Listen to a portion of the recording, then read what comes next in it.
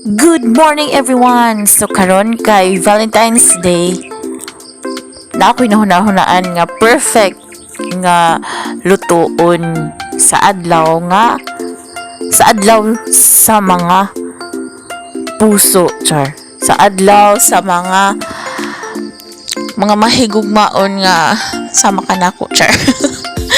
Bitaw, because today is Valentine's Day, mag-ihaw ko og puso. So naanda na dyan na ho nga imbis chocolate or flowers kanang ang pwede ma-enjoy inag Valentine's or pwede kaunon. Ako na lang naandan is kanang mag-utan dyan kong puso. Kaya maoro man siya available, lisod pod o mga doy dyan tagtubliron. So healthy mapuning puso. So mauni ako ang latanan karong adlaw.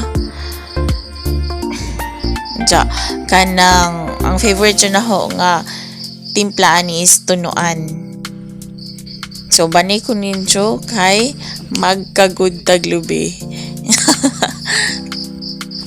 Lipay na taon si Jan nakatukbo sa ijahang favorite nga ihawunon kada Valentine's.